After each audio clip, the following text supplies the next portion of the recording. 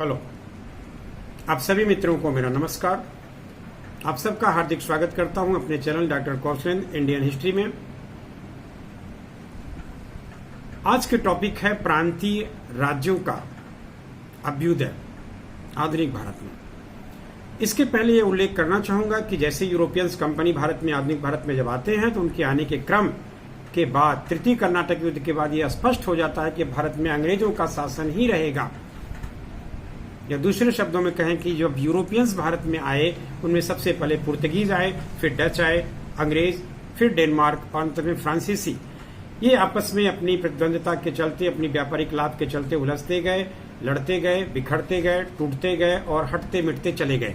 अंततः कर्नाटक के तृतीय युद्ध में बांडीवास युद्ध के बाद जब अंग्रेजों की पूरी तरह से विजय हो गई, वहीं से यह तय हो गया कि अब प्लासी युद्ध के विजेता यानी कि अंग्रेज ही भारत में शासन करेंगे।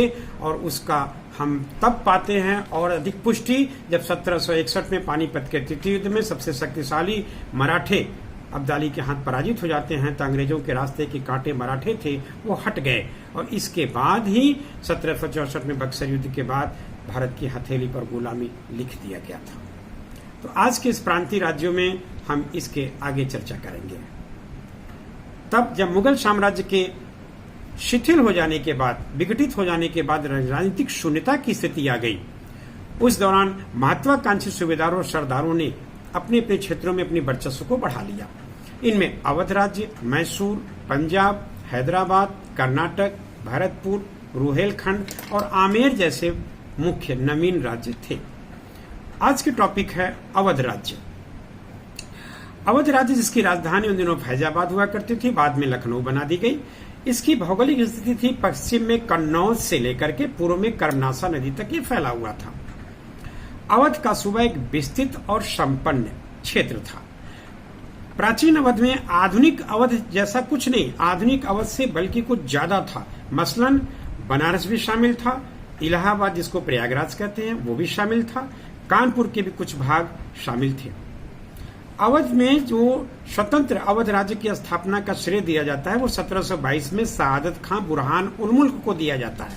ये बुरहान उल मुल्क उनकी उपाधि थी, मुख्यतः उनका नाम था शहादत खां।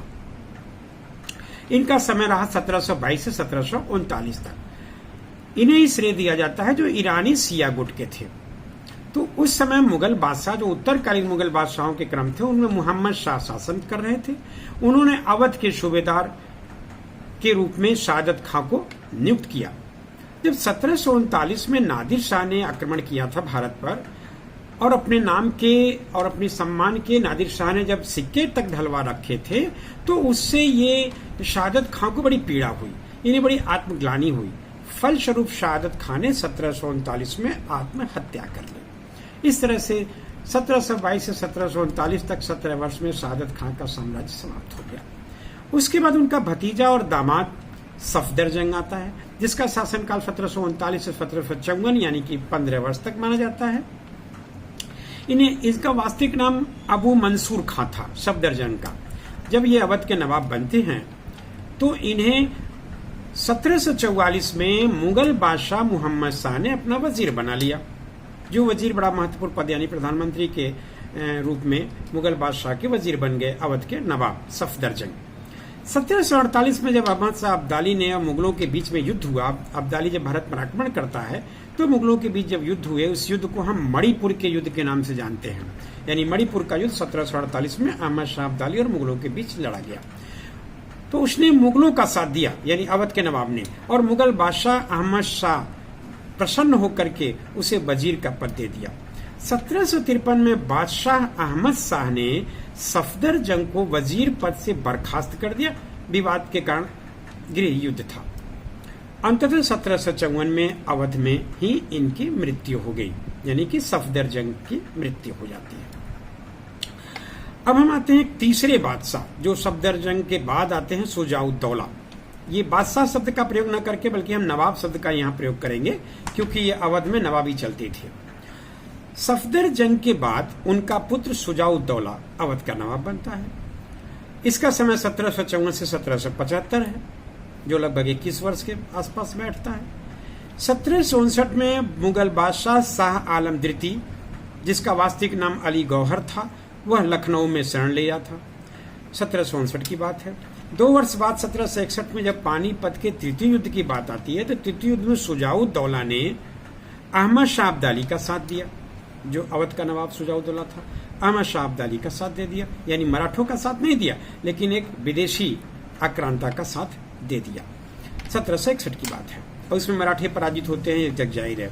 1762 में मुगल बादशाह शाह आलम द्वितीय ने इसे अपना वजीर बना लिया, यानी सुजाउद्दौला को।